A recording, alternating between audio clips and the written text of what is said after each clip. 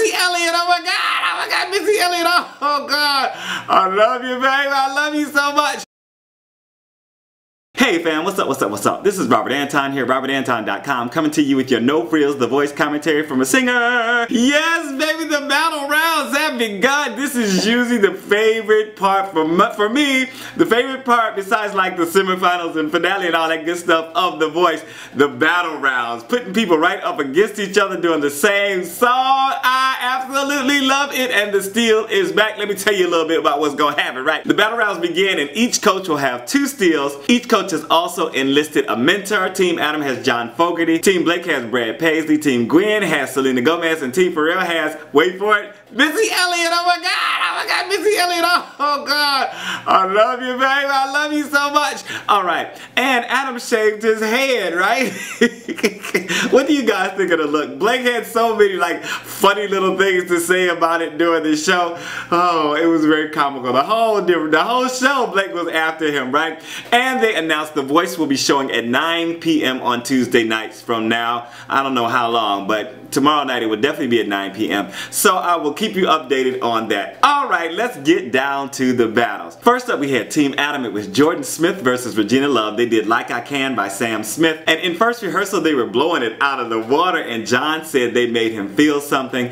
Adam asked them to make the harmonies sync up, and in final rehearsal, they got small notes about their vocal production, but they were so fierce. They were so good. Oh my God. So as we went into this, I gotta tell you, I was already thinking Regina has an uphill battle with this being, you know, her being older and Jordan being so amazing. So she had a really good emotive start, and her voice was fuller than Jordan's, but he had such a pleasing tone while hers was a little more brash. Their voices were well matched for this, and they were in each other's face during the performance, right? The coaches and the crowd were surprised by a riff that Jordan got off, and there was a nice tender moment in there between the two of them. This was really a great duet, one of the best I've seen, and I've seen all of them, okay? I watched the show from the very beginning, first season. Pharrell was on his feet before they even finished, and the rest of the coaches joined him at the end. Blake said he thought he was at the Grammys, complimented Regina's control and passion, and was amazed by Jordan.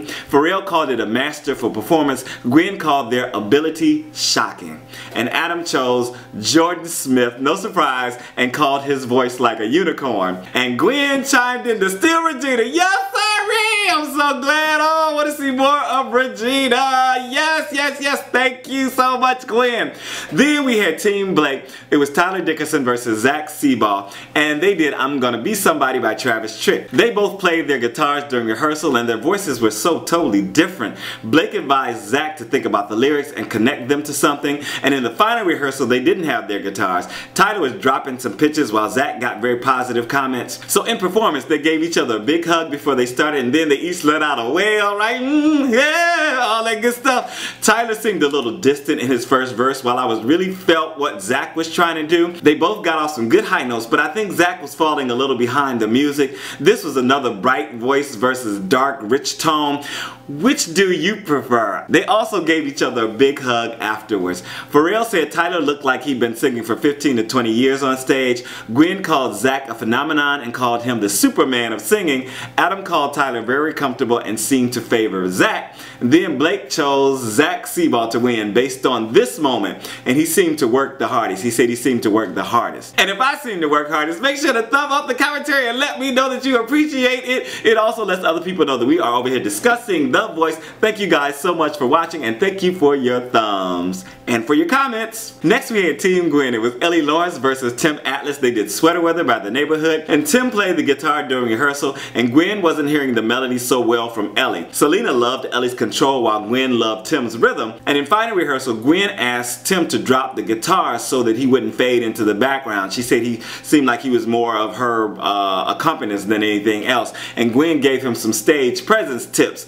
Very much needed and very well executed. He started this out, and I was liking his sound and his intensity. I thought he'd be eaten up by her, but he was so intense and just present and in the moment that it didn't happen. He kind of went in and out of concentration, but both did well with the vocals. I really enjoyed it. Adam said they both really committed to the moment and thought both had passion but favored Tim. Blake said they both have unique voices and favored Tim. Pharrell called Ellie a snake charmer and thought Tim bit into the moment.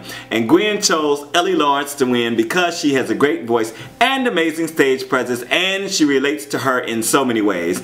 And Pharrell steals Tim. Yay! Another great steal. And I have been thinking they'd be great to fit together to begin with because, you know, Tim is an audio engineer and Pharrell is a producer. It's like the natural progression, right? Okay, so that's just me. Next we had TeamPharrell with Celeste, Betton versus Mark Hood. Ain't no mountain high enough. Marvin, Gaye, and Tammy, Terrell.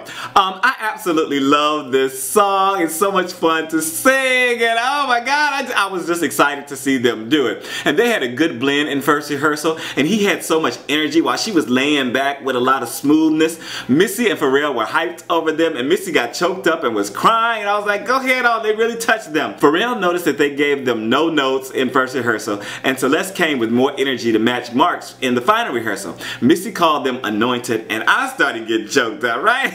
Because it's true. They both sounded so good, were so in the moment, were so, just everything was perfect about what they were doing. They gave each other a big hug before they started and a pep talk, and I was loving each of their vibes on this. He was high energy and in your face, while she was a little more smooth and reserved, but they worked well together. I couldn't help but notice the really great melody changes and choices she made, and he had me smiling and laughing the whole time with his energy and his performance, such great stage presence. And they gave each other a huge hug at the end and congratulated each other, which is so nice, so sweet. I love the camaraderie on The Voice, period. Even when they're competing against each other, most times people are they just really seem to becoming really close and all that. Gwen called this her favorite battle she's ever seen and called Mark incredible. Adam called Mark electric and enjoyed Celeste's tone. Blake said either one could be a star. And Pharrell chose Mark Hood because musically he can do anything. And Celeste, she sang a little bit of it as well to thank Pharrell. It was such a sweet moment. Oh, I really liked it. Make sure to follow Celeste on Twitter. I followed her. I'm gonna keep up with her. TeamAdam was up next with Dustin Monk versus James Dupre. They did Fortunate Son by Creedence Clearwater Revival.